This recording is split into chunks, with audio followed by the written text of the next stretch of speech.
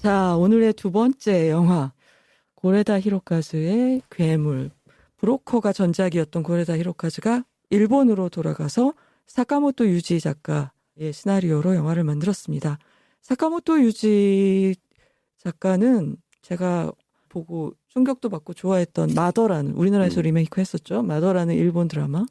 또 우리나라에서 또 리메이크를 했던 최고의 이혼이라고 하는 배두나 씨가 나왔던 드라마를 썼고, 그 이외에 더 유명하고 더 인기 있었던 드라마도 많이 있지만 그냥 제 취향상 이 두 편을 언급을 하고, 또 일전에는 꽃다발 같은 사랑을 했다라는 네네. 영화가 이제 아는 사람들 사이에서는 극찬을 받았던 작가입니다.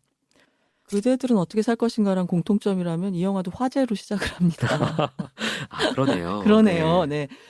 이게 화제가 영화 한 중반까지는 그냥 배경이었나 싶지만 궁극적으로는 이 메인 이야기와도 깊은 관련이 있는 사건이에요. 어쨌거나 주인공은 우리가 어느 가족에서 굉장히 인상 깊게 봤던 배우 안도 사쿠라가 연기하는 싱글맘 사오리, 세탁소에서 일하면서 아들을 키우고 있어요. 그리고 이 아이도 사실 마이토랑 나이가 비슷하다고 봐야 될까요? 초등학교 학년이니까. 예, 12살? 뭐 그 정도 된 미나토라는 외아들이 있습니다. 근데 이 미나토가 좀 이상한 징후들을 보이기 시작하는 거예요. 이게 이제 배경이 또 일본이고, 뭐 우리나라 관객이 봐도 충분히, 저 학교에서 뭔가 괴롭힘 당하는 거 아닌가 싶은 행동들인데, 운동화가 한 짝이 없어져 있다거나, 아침에 싸보냈던 텀블러를 설거지하려고 열어봤더니 흙이 막 그 안에 들어있다거나, 귀에 막 상처를 입고 온다거나, 뭐 엄마 뭐 돼지의 뇌를 이식받은 인간은 인간이야 돼지야 뭐 이런 이상한 질문을 한다거나. 그래서 아들하고 대화를 하는데 사오리는 굉장히 쾌활한 사람이고 너무 강한 사람이에요. 부정적인 것들을 이제 튕겨내는 그 정도의 에너지를 가진 굉장히 씩씩하게 아이를 키우고 있는 엄마인데, 아들과 이렇게 조심스러운 대화 끝에 홀이라고 하는 교사가 미나토를 좀 정신적, 육체적으로 학대를 한 것 같다고 판단을 하고 학교를 찾아가서 당연히 문제 해결을 이제 요구하게 되죠. 근데 이 문제 교사는 미나토가 오히려 다른 동급생한테 폭력적인 일을 했고 자기는 거기 개입했을 뿐이다, 이런 얘기를 하게 됩니다. 하지만 교사는 또 어떤 처분을 받게 되죠. 근데 이 영화의 가장 큰 특징은 3개의 파트로 이제 구성이 돼 있다는 점인데요.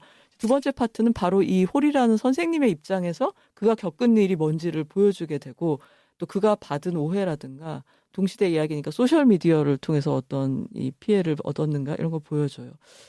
근데 이 영화의 세 번째 파트로 넘어가면은 이 교사가, 홀이 선생님이 또 다른 학폭의 피해자라고 생각했던, 그러니까 미나토 말고 다른 소년이 있거든요. 요리라는 소년이 또래 중에서 좀 특이한 튀는 외모, 약간 요정같이 생겼다고 해야 되나? 그런 외모랑 어떤 행동 패턴 때문에 친구들에게 괴로움을 받았고 가족 내에서도 괴로움을 받았고, 미나토가 이제 요리하고 굉장히 특별한 사이였다는 게 이제 세 번째 파트로 넘어가면 드러나게 돼요.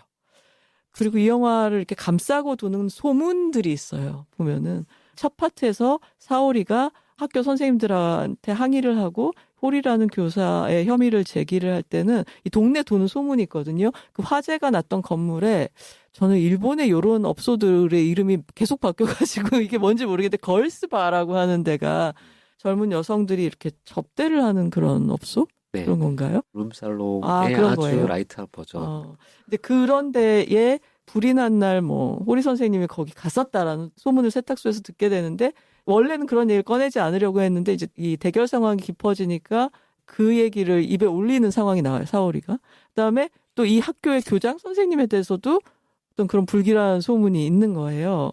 그것도 궁지에 다른 인물이 몰렸을 때 이제 그게 이제 표면으로 떠오르게 되죠. 이런 식으로 이 영화는 우리가 일단 고레다 히로카즈고 아이들 영화다 그러면 생각하는 그 톤이 네. 있잖아요. 그 진짜로 일어날 거야 기적 같은 그런 분위기의 맑은 어떤 일상의 한 자락을 베어낸 영화를 생각하실 수가 있는데, 이 영화는 그보다는 굉장히 긴장감이 강합니다. 범죄 미스테리 스릴러의 느낌, 그리고 상당히 영화가 진전돼도 계속 그 불안감이 지속이 되거든요. 그 긴장감 영화의 장력이 대단하죠. 가장 기본 메커니즘은 서스펜스인 거죠. 그렇죠. 어떤 분들은 이거는 고레다 영화라기보다 이제 사카모토 네, 유지 네, 네, 영화라고 네, 네, 네. 봐야 되지 않을까라고 하지만 사실 고레다 히로카즈 감독 영화도 하나씩 뜯어보면 네, 네, 네. 맑은 영화들만 있는 게 아니고 아무도 모른다 같은 영화만 봐도 굉장히 무서운 이야기잖아요, 네. 사실은. 그래서 그 두 사람의 작가가 굉장히 훌륭하게 만난 영화고 그 전해에 칸 영화제 경쟁 부문에 나왔던 클로즈라고 하는 작품이 있어요. 루카스 돈트 감독이 만들었던 두 소년의 사랑 이야기였고 굉장히 슬픈 사건을 포함한 영화였는데 이제 올해 칸에서 이 영화를 본 사람들이 이 영화의 인상을 단적으로 전하기 위해서 이제 일본판 히로카즈판 클로즈다 이런 이야기도 많이 했었습니다. 네. 뭐 전체 보여주는 밑그림에서의 어떤 진실이 클로즈를 연상시키는 부분이 있어서 이제 그런 네. 얘기를 하는 것 같고, 네. 근데 구성상에는 상당한 차이가 있죠. 그리고 데뷔작 이후에 아마 처음으로 다른 사람 각본으로 영화를 만드셔서 고레다 히로카즈 기존의 영화들과 비슷한 색이 있는 것도 분명히 있는데 확실히 어떤 장르적인 접근들, 약간 서스펜스를 다루는 방식에서의 확실한 차이가 있는 것 네. 같고, 내내 긴장감을 갖게 하는데 매우 재밌는 거는 1부, 2부, 3부가 긴장감의 종류가 다 틀려요.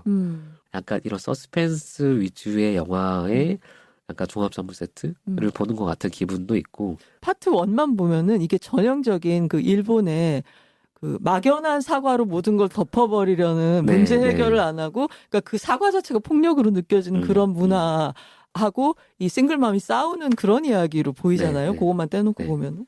이렇게 라쇼몽식의 구성이라고 해야 될까요? 똑같은 사건을 다른 시점으로 보는 이런 식의 구성의 가장 매력 중에 하나는 카메라가 누군가의 시점으로 이제 편된 얘기구나라는 네. 걸 실감하게 만들어준다는 거고, 그리고 일부는 이제 어머니 중심이니까 네. 어떻게 보면 지금 말씀해 주시고 나니까 이게 너무 연결이 되는 것 같은데 하야오 영화랑 되게 닮아 있는 것 같아요. 이 영화가. 세계 악이라고 해야 될까요? 네. 악과 나의 대결이기도 하고 그걸 내가 어떻게 저항할 건가의 문제. 거기서 오는 긴장감도 계속 있는 거잖아요. 네. 어머니 시점에서 볼 때는 이 순수한 내 아이를 공격하는 주변의 무언가, 불길한 신호 같은 흔적들이 계속 나오는 건 거죠. 뭐 그게 아까. 바로 괴물인 거죠. 네, 네. 그러니까 그래서 괴물이 누구야? 이런 대사들이 반복적으로 나오는데 이게 1, 2, 3부의 괴물이 다 다르죠. 네. 누구의 눈을 따라가느냐에 따라서 사실 제가 세봤어요. 여기서 괴물로 보이거나 괴물로 지칭되는 캐릭터들이 몇 명이나 되나. 재밌었습니다. 네. 1부, 2부만 놓고 봐도 사실은 그 선생님 입장에서 보면 이 학부모가 지나친 뭔가를 하는 괴물처럼 보이기도 하고 2부에서 보면 또 그럴 수도 있죠. 네네. 입장을 완전히 역전시키는 거니까. 그리고 그 1부, 2부, 3부에 다 깔려있는 교장 선생님의 존재가 또 전체 텐션을 잡아주는 것 같기도 하고. 저는 솔직히 한 번 본 지금 상황에서는 교장 선생님을 아직 다 모르겠어요. 네. 제일 신비한 인물인 것 같아요. 영화를 봤는데도 잘 모르겠어요. 그리고 영화에서 꽤 중요한 소품 장치로 활용한 것 중에 하나가 이제 사운드 중에 그 관악기 소리가 관악기 있죠. 소리.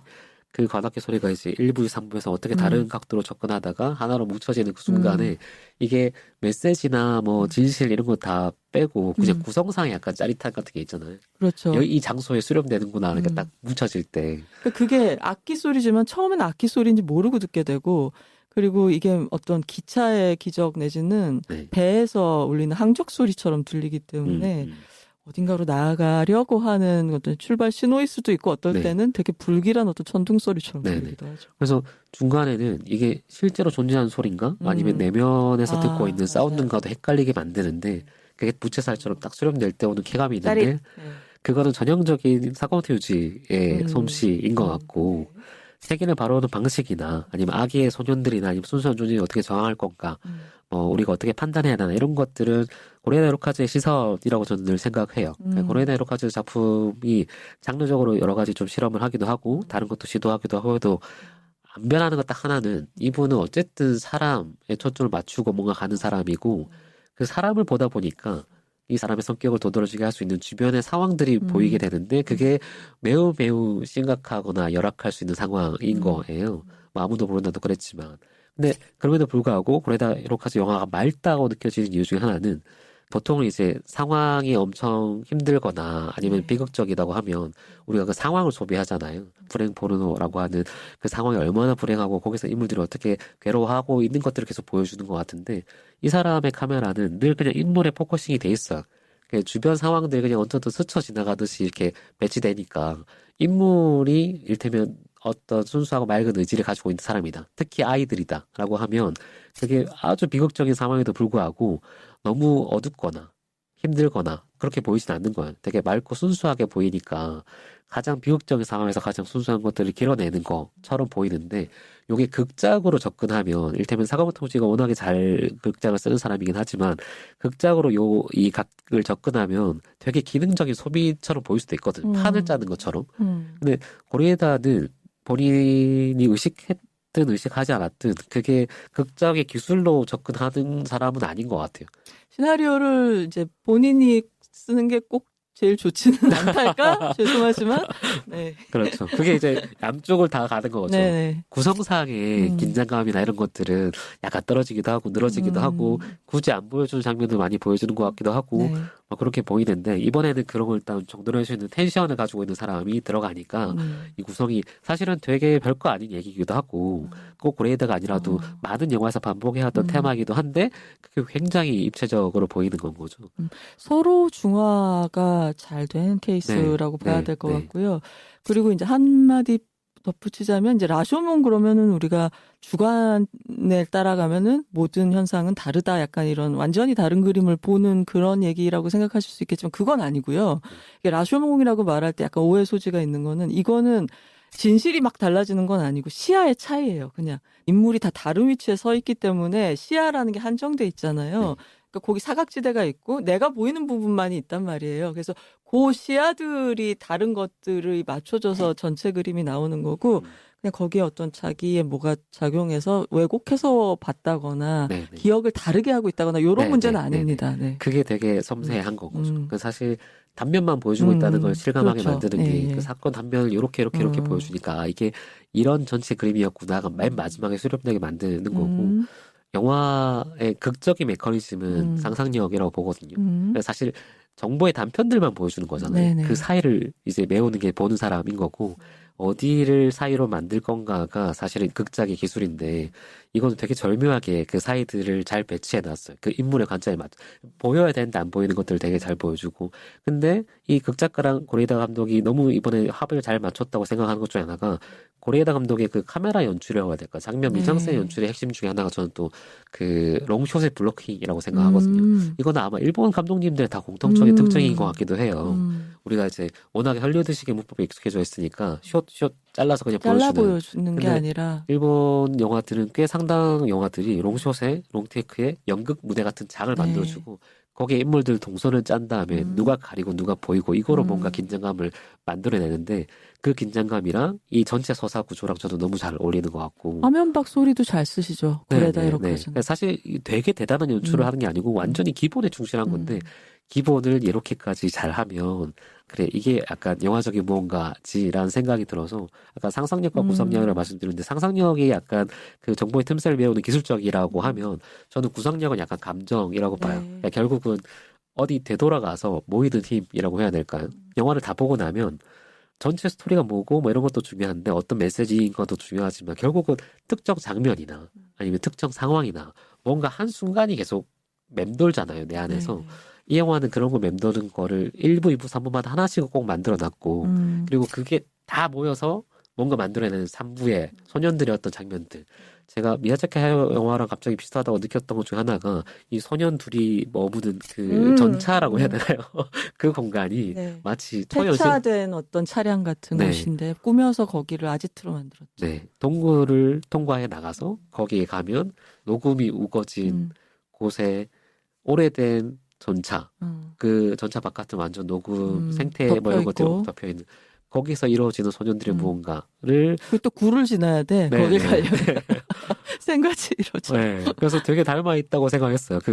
저는 그 공간이 되게 판타지 공간이고 어른들로 상징되는 어떤 편견과 오해에서 벗어나 있는 둘만의 순수한 공간이라고 생각을 하거든요.